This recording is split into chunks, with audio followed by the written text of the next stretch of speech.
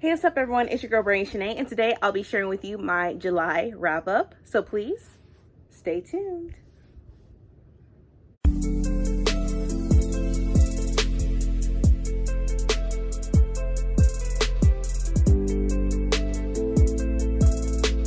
And I am back, and also if you're new to my channel, welcome. So like I said before, I'll be sharing with you my July wrap up. Now, I was a little bit slow at the beginning of July. I was pretty much in the middle of a reading slump, and I was able to get out of it, thank God, because being in a reading slump is the worst thing ever, because you have all these books staring at you and you're like, and they say read me, and you're like, nah, I don't feel like it. So yeah, so I was a little bit slow in July, but I was able to at least read 3 books and 2 comics, so I thought that was pretty decent. But who knows, maybe in August I will read a little bit more than normal, so hopefully I'll be able to knock out at least maybe 7 books, but who knows? Because in August, I will say there are so many releases, and so many releases that are coming out in August are the ones that I want to read so bad. So who knows what's gonna happen. But anyways, so the first book that I had read in August was Darling by Kay Ingram. This is pretty much a Peter Pan retelling. And this is a contemporary thriller. Now, when you think of Peter Pan, you think of fantasy, but that was not the case. So with this is a contemporary thriller located in Chicago, and we deal with a girl named Wendy, and she's moves back to Chicago with her family. At first, they lived in a small town, and she really didn't have any friends. So they moved back to Chicago. Her parents were very protective over her. They didn't want her to do anything. She had made a friend on the website, and her friend actually lives in Chicago, and she wanted to meet with her, but her family told her no. And her mom was going to get in detail of why she's so protective over Wendy, but she just never even brought it up afterwards. Wendy's mother just shoved it over, left it aside, didn't mention anything of what happened in her childhood. She gave her a smidge of a story of what happened, and then her mother just couldn't continue on telling her what happened and what made her so traumatized, and why moving to Chicago has just got her on edge. So one day, out of nowhere, a boy named Peter comes into her window with nothing. Like, he just randomly goes into her window with no type of warning, no nothing. And she's like, who are you? And he was just shocked that someone lived there, because at first the house was abandoned, and of course they just moved in the house. So Peter was very shocked, but then he also thought of her very beautiful. And so he also had like a type of jacket, and Wendy was able to sew it for him, and he even became more enthralled with Wendy. So he's like, you know what, you want to come out with me and my friends tonight, out to the town, have a good time, go to the party? She's like, yeah, because she felt she was cooped up in the house. Her mom and dad didn't want her to do nothing. She felt like this would be a good opportunity to go out while her parents were out and away doing their own thing. So she does that, and that's when she meets Tinkerbell. Now, in this case, Tinkerbell in a fantasy Peter Pan, she's a fairy. But in this case, she's just a normal person. She looks more like, she has like a gothic look to her. She wears like dark makeup and what have you. And Tinkerbell didn't want Wendy to come with them. And I thought for a reason it was because of, in the other versions of Peter Pan, Tinkerbell's very jealous of Wendy. But in this case, that wasn't the case at all. Tinkerbell was trying to warn Wendy that she shouldn't have never came, and Wendy never knew like why. And then eventually they go into town, and then all of a sudden these boys just capture Wendy. And she's like, what's going on? Next thing you know, those are considered the Lost Boys, except they all have like different names than usual. I know there's also a Native American girl in here as well, but I don't remember her name per se, because her name was very it was different, and it was very beautiful actually. And so we meet the Lost Boys, and they live in this house or this area or whatever, apartment. And Wendy is a little bit confused about this. And Peter was like, why did you capture her? And everybody was just furious, and well, he was furious, and everybody else was scared of his reaction. So later on, Wendy's trying to figure out what's going on. How come we haven't gone to this party? It seems really weird. Tinkerbell tries to give her little hints now and then, but not really telling her what's really going on. Next thing you know, they meet this boy who Peter was taking care of, and lived in an apartment. But then he left as he turned 18. And a lot of the boys and Tinkerbell know why. Next thing you know, Peter has a talk with him on the train about everything and his disappearances and what have you. Next thing you know, Peter walks back in the train and the boy is gone. And everybody knows what Peter had done to him. So with all that being said, Wendy start getting these weird vibes from Peter. Next thing you know, the cops, Captain Hook, he's a police officer, and he was able to talk to Wendy about everything what's been going on and who's been undercover, like Tinkerbell and the boys and what have you. And come to find out, Peter is not a boy, he is a grown man, but he poses as a 17-year-old boy. He is a predator. And he takes boys in and girls in, treats them like their family or whatnot. But after when they turn to 18, he kills them. So Wendy was trying to figure out, okay, so what can I do to pretty much do my part in this? So pretty much they have a recording on her or whatever, so that Peter can admit to his crimes. And eventually he does, and he is taken to the police station. He has killed a lot of boys and children. But yes, he is a predator, and I really was stunned at this. Like, I will say this book was really slow paced. It kept going back and forth. It never gave you like, okay, hints or whatever. It wasn't. Now, I will say this book was not predictable, because I was not expecting Peter to be a grown ass man who was portraying to be a 17-year-old just to pretty much rear end kids and stuff like that, and then kill them after they turn 18. That was just crazy. And his thinking was just, it's just crazy. It's intense. But I really enjoyed this book, but it was really slow. At times I had to put it down and walk away from it, then come back. But I'll at least give it at least a 4 out of 5 stars for this book. I really did enjoy it. I like the whole part of the Peter Pan retelling. This is definitely a thriller. I feel like it could be horror a little bit because of the intensity of what Peter was doing to these kids and how he was portraying them as, this is your family, but once you turn 18, you're not family anymore. You're just this.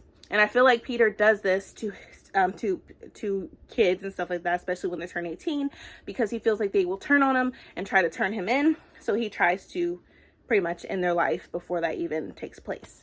But like I said, a 4 out of 5 stars for Darling, and I just really enjoyed it. But I really love the cover as well. But yes, love this book.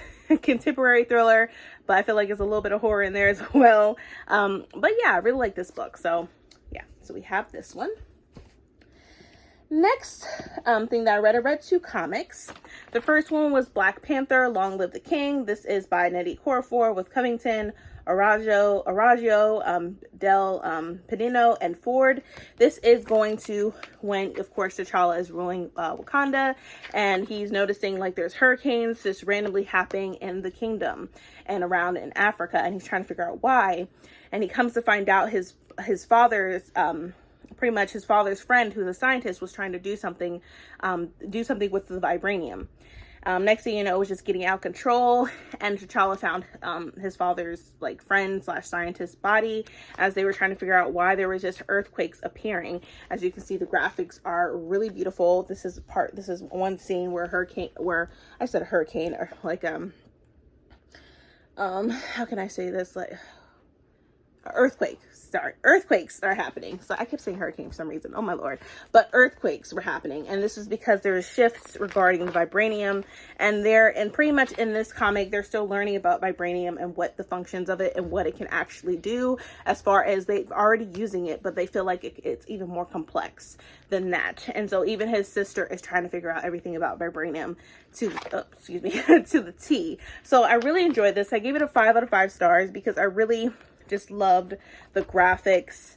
It's very colorful, which I also love so much. But yeah, I just started reading more comics because I felt like I needed to change up my reading a little bit, read more things out of my zone, out of my comfort zone, and I'm really actually enjoying this. So yeah, this was really good. 5 out of 5 stars for Black Panther, Long Live the King. Then the second comic that I read, it also deals with Wakanda. This makes me, this was very, very interesting. So this is Wakanda Forever. This is by Korafor, Albuquerque, Height, and Okunev. So it has Spider-Man in it. It has Storm in it. This is featuring when, of course, T'Challa is still the king of Wakanda. And you have Okoye and the warriors that protect the kingdom and also are pretty much considered wives for the king in a way. And Nakia is one of them. She was trained to be one of them. And she felt like she was supposed to be with T'Challa. They were supposed to, you know, be married, but T'Challa is with Storm, who in this one is called Aurora or whatever, but for short her name is Storm. And you know, Storm is from X-Men and she is from Egypt. She's Egyptian. So of course T'Challa and Storm are together, and Nakia is very pissed about that because Nakia has trained her whole life to be a wife of T'Challa, and she was just really jealous and very furious, and she wanted the attention of T'Challa so badly to the point that she just became corrupt and just started destroying Wakanda and all like the cities in New York, which is why why Spider-Man pops up. So yeah, and she's corrupted, but she finds ways to better herself, and as she tries to get out of this corruption, she does end up dying because of the power that she consumed. Just her body, her normal body couldn't take it. But that was the whole point of this book. I really did enjoy this. When I think of like the Black Panther movie and how we see Nakia, like how they were together, it's just really different when it comes to the comics. So yeah, I really don't know what to think. But I really, really enjoyed this book. We see more of Okoye in this book. We see Anika, some of the warriors in this book as well. But I also really love the graphics. I also love the graphics of Storm. And this is Nakia right here in that Storm. And it's just, like I said, the graphics is really beautiful. I really did love this. And I just love reading. Right now I'm just reading Marvel. I'm not really good at I'm not really into the DC verse, you know. I'm a Marvel girl, but you know how it is, DC versus Marvel. I'm more of Marvel, but I do love some DC. Like I do love Aquaman and stuff like that, but that's pretty much it. I need to widen my horizons a little bit and try to get into DC comics, but one step at a time. I'm really just now getting into comics, so one step at a time for that. But 5 out of 5 stars for this. I just ordered a comic that's called Killmonger, so I am going to really enjoy that. I love Killmonger, and I only think I really love Killmonger is because Michael B. Jordan played him in Black Panther. To be honest with you, I know that sounds so bad, but literally when I'm reading that comic that I just ordered, I'm going to be thinking about Michael B. Jordan. Now, yeah, I'm off topic, but still, that's the only reason why I'm like, oh, Killmonger, Michael B. Jordan, yeah. But yeah, so yeah, I got that comic. I'll probably read that next month in September. But like I said, I really love this book. I really love the world of Wakanda, or comic. I really love the world of Wakanda. I'm still going to keep on reading until I'm done with Black Panther and move on to something else, maybe DC. Don't keep y'all's hopes up, but maybe DC. But yeah, both of these are 5 out of 5 stars, and I can't wait to read more. But I also have to thank Ashley from the Bookish Realm, because she reads a lot of comics, and she is the one that pretty much influenced me to go ahead and step out of my comfort zone and read comics, and I'm glad she did that. So yeah, some comics right here. Next book, which I was I've seen it all over BookTube, and I really, really loved it. Now I know that there's trigger warnings when it comes to homophobia, racism, stuff like that. So it's really deep, and I just really enjoyed it that much. And that is The Taking of Jakeston by Ryan Douglas. Like I said, I've seen this all over BookTube, but I haven't really seen any reviews about it so far. I know from Brandy's bookshelf, she read it in June, so I definitely got to watch her video and see what she says about this book. Oops. But I gave it a 5 out of 5 stars. I really enjoyed this book. It gets down to the nitty gritty. It's a lot of horror in it. It's horror. It's like a thriller. It's like ghosty. So like if you haven't read this book yet, you can read it in October, because this definitely gives you those Halloween vibes for sure. But with this book, we're following Jake Livingston. who lives in Atlanta. Now he goes to a school where it's predominantly white. There's only a few black, pretty much black students attending the school, and he has an older brother named, I forget what his name, I think it was Benjo. And Jake is very quiet. He doesn't like confrontation. He stays out of it. But his brother, he's always confrontational. He says how it is. He speaks his mind, and I think that's what Jake really likes about his brother in a way. And he feels like, and I think Jake felt like he wanted to be like that. He just didn't know how. And so we get to a point where Jake starts having these visions of a boy that had shot that had a school shooting, and he was the shooter, and he had killed a lot of kids in the school. And he's dead, of course, and Jake is a medium, so he has these senses. He sees the ghouls and ghosts and stuff like that. But Sawyer, the shooter of one of the schools in Atlanta, comes to him and he starts haunting Jake. And we read, and as Jake is being haunted by him, we read little passages from Sawyer's journal. And for Sawyer, he's white. He lives in Atlanta as well, not far from Jake's school. And Sawyer he has a lot of mental issues. So he was in a mental institution, but his mother was so prideful about the fact that why does my son have to be in a mental institution? I don't want my son in a mental institution. What kind of mother would I be? And he really needed the help, and it was helping him, but she was very prideful and took him out of it and took him to a therapist that didn't want anything to do with him, just asking questions, going with the motions, not really caring about Sawyer, how he's doing, how he's thinking, how he's feeling, nothing. It's just going through the motions for each therapy session. So Sawyer just starts to feel alone, and that's when he starts writing these crazy thoughts about killing people, killing himself, being outside, laying on the ground. And then even when he goes back to school, when he starts going back to school, he gets bullied about him having mental problems and how he needs the help.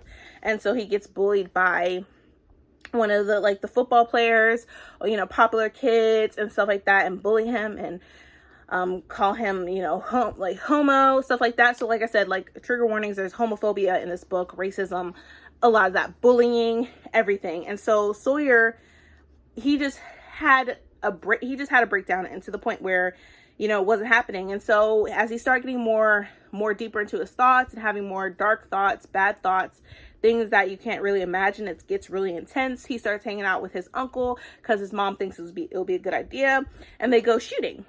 And Sawyer was like, okay, I'm not allowed to be around any guns and have any type of I'm not able to have any type of availability to guns, but you're letting me shoot. So literally his uncle says, yeah, the best thing is go shooting, release all that stress and pressure and whatnot. So he hangs out with his uncle a lot because his mother feels like it'll be a good thing.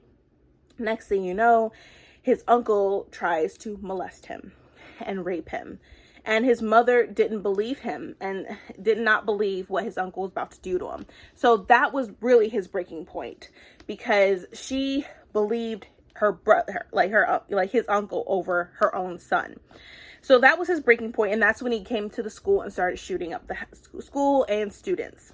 And so Jake is just furious about this, because why is Sawyer so enthralled to me? And Sawyer is intrigued with Jake because Jake is pretty much the same as him. And the reason why I say it's the same as him, because Jake is also realizing that he likes boys. Because especially when a boy that goes to the school, he's new to the school, and Jake really likes him. And that's why Sawyer was so attached to Jake in the first place, and attached his spirit to Jake, because he was going through the same things. Jake was constantly being bullied, not for just being black. And, one of the students called him a slave and everything. And that's when Jake also had a breakdown and just shoved a pencil into the boy's hand. And he was pretty much expelled when there was no repercussions for what the boy had said to Jake. And that's when Jake felt like Sawyer was taking over his body and his spirit. So Jake had to find a way how to get rid of Sawyer, get deep into his thoughts and stuff like that, and realize what he's about. And so he went to his house. Jake and a few of his friends went to Sawyer's house where his mom and his sister still live, and that's when they took Sawyer's book journal, and Jake read his journal to know more about Sawyer's inner thoughts and what had happened to him. And he does realize soon enough that soon after Sawyer had shot up the school and students, he did end up killing himself afterwards. But Sawyer that wasn't enough for him. So Sawyer came back as a ghost. He didn't go to the afterlife or whatever. And he ends up killing Jake's neighbor, who was the person that bullied Sawyer. Sawyer wasn't done. Sawyer had killed, I believe, 2 more people as a ghost, just because they were the ones that bullied him. He was never finished with what he was trying to do when he was shooting up the school and students. So Jake tried to figure out, okay, what can I do to get him to leave? So it was a battle pretty much within Jake and Sawyer, and that's when Jake found his inner strength to find ways to get Sawyer to leave him alone. And eventually he did, and that's when Jake realized that I need to speak up. I can't let people talk about me. I can't let people do this about me. And that's when he also thinks of how he was raised and how his mother wasn't present. And I say this because his mother is a pilot, an airplane pilot. You thought she would be like a stewardess or anything like that, but she's not. She's a pilot, so she's rarely home, and Jake doesn't like that at all. And also he goes into his own past, because like I said, Sawyer was attached to Jake because they were similar. And I say this because his dad, like Jake's dad, had beaten him because Jake really was into boys, and his dad found pretty much a magazine under Jake's bed, and his dad started beating him, and his mom just stood there. And Jake was also frustrated with his mom about this. And she didn't realize that she was hurting Jake in the process just watching it. But then his brother Benjo stood up for him and was fighting his father for him. So like I said, there's a lot of homophobia in this book. This book did have me cry too, because it was just really hard. Like, seriously, like, this is your son. Like, why? Like, sometimes I don't know what people go through with people's minds and like what they go through, but like I said, mental illness is a real thing, and that's why it's always good to help with your mental health. Step back a little bit. If you need help, a therapist, do so. Nothing is wrong with that. And I feel like in this book, like, at least with Sawyer's mom, she was just embarrassed by that she had a kid who needed help, therapy, and, and stuff, and guidance. And she was just too prideful to really see that he really needed the help, and he really needed to stay at that mental institution to help his well-being.